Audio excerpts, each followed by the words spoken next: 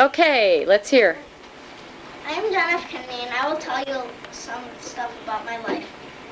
I, John Fitzgerald Kennedy, the 35th President of the United States from 1961 to 1963, was at the age of 43, the youngest man and the first Roman Catholic ever elected to the presidency.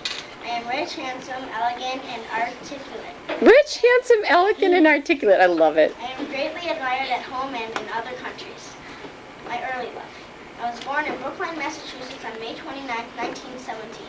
The son of an Irish Catholics who had immigrated to America in the 19th century. My father, Joseph P. Kennedy, was a businessman who became a multi-millionaire, head of the Securities and Exchange Commission, and ambassador to Great Britain. My father and his wife, Rose Fitzgerald Kennedy, had the highest ambitions for the 9 children, of whom I was the second son. I graduated from co-ed school in Wallingford, Connecticut. Briefly attended Princeton University and then entered Harvard University in 1936. At Harvard, I wrote an honors thesis on British foreign policies in the 1930s. It was published in 1940, the year I graduated, under the title Why England Slept. In 1941, shortly before the United States entered World War II, I joined the U.S. Navy. While on active duty in the Pacific in 1943, the boat I commanded, PT-109, was sunk by the Japanese. I performed heroically in rescuing my crew, but I aggravated an old back injury and contracted malaria because of Malaria. Yeah. Because of this injury, I left the Navy in early 1945. Congressman and Senator. In 1946, I was elected to the House of Representatives for Boston, Massachusetts. I was re-elected in 1948 and 1950. As a congressman, I voted for social legislation that helped my working class people. Although I generally supported President Henry S. Truman's foreign policies, I criticized what I considered the administration's weak stand against the communist Chinese.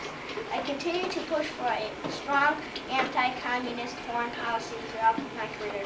I will explain communism since it is so important to my beliefs. Communism is when the government controls all business and people are not free to choose what they like. That is why I do not like communism. Next, I challenged Republican Senator Henry Cabot Lodge Jr. in 1952.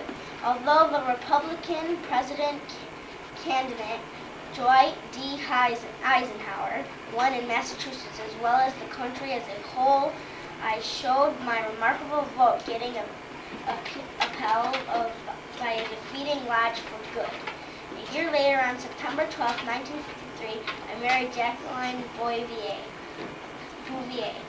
We had 3 children, Caroline Bouvier, born November 27, 1957, John Fitzgerald Jr., born November 25, 1960, and a second son who died as a child in August 1963. It was so sad. As a senator, I was just so. During parts of 1954 and 1955, I was seriously ill with back ailments and was therefore unable to play an important role in government. During my illness, I worked on a book biographical studies of American politic heroes. Published in 1956 under the title Profiles in Courage, it won a Pulitzer Prize for biography in 1957.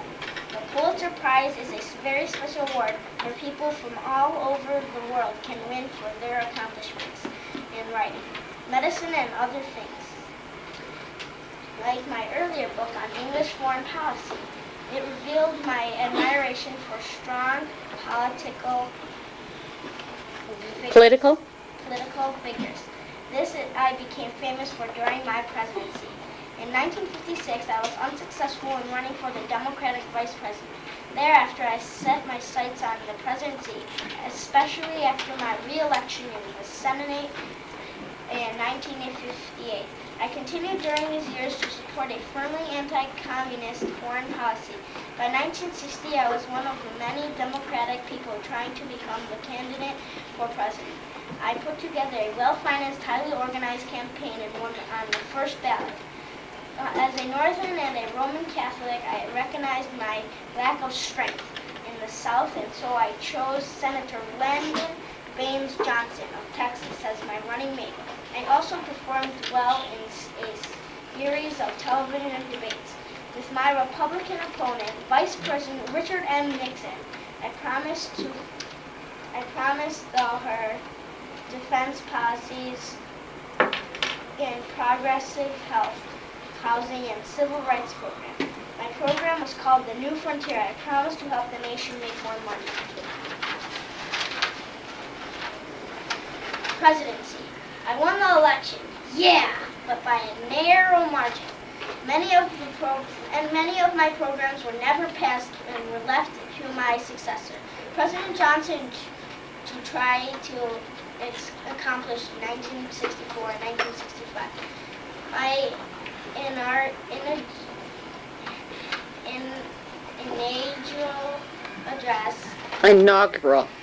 Inaugural address, that's hard. Address will always be remembered for the famous words in which I told the nation. Ask not what your country can do for you, ask what you can do for your country. Soon thereafter, I acted on my anti-communism policy by sending in the American military to the Bay of Pigs invasion of Cuba in April 1961. The attack had been planned by the Central Intelligence Agency. The actual invasion was my decision, however, and I took the blame for its total failure. Later in my administration, I tried to get rid of anti-Americanism in the world by working on projects that I called the Alliance and Progress, but I did not work very well.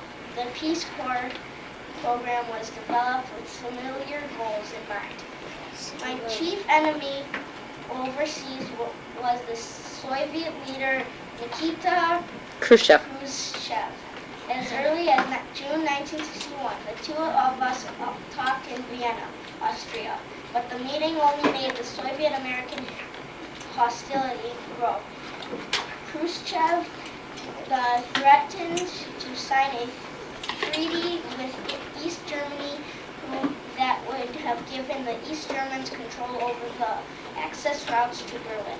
I held firm and no such treaty was signed, but the Soviets responded, however, by building a wall between East and West Berlin.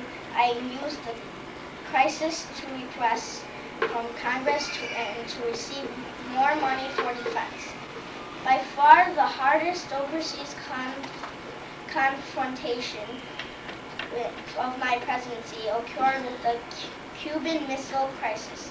In October 1962, U.S. intelligence discovered that the Russians were constructing missiles in Cuba. I recognized that such missiles would add little to Russian military strength, but I felt that the Soviet missiles were being built on purpose to threaten us, wanting to challenge them. I ordered a stop of naval and air weapons shipments of weapons to Canada, Cuba. At first, it seemed like this would be war, but the Soviets pulled back and promised not to set up the missiles. The United States then said it would not attack Cuba. The Soviets and Americans in 1963 signed a treaty in both countries not to test their nuclear weapons. Still, I remained as ready as before to stop communism.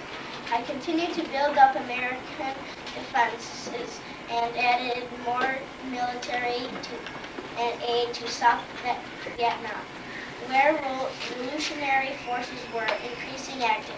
By November 1963, the United States had sent some 16,000 military people to Vietnam. My administration also got involved in South Vietnamese politics by at least helping with the overthrow of Nego Din Diem in November 1963. Assassination. By this time, I was thinking ahead to the presidential campaign of 1964.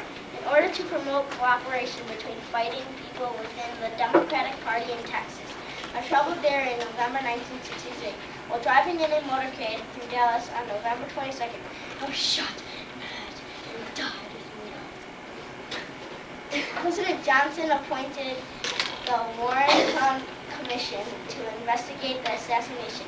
It concluded that the killer acting alone was 24-year-old Lee Harvey Oswald. No reason was established. Some people thought that I was the victim of a conspiracy that more than one person was responsible for my murder. As late as 1978, the matter was under investigation by a special committee of the House of Representatives. Give him a hand. Long. Where did you get all that material? Well, at first I started on my computer with it just started out like with everything. Like a timeline organized? Like a timeline all organized. And it said like John Fitzgerald Kennedy. I like changed everything so it would be John Fitzgerald. First person, that was excellent. Me. And then that was my first draft. And then my second draft,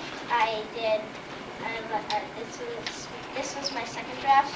I made it again.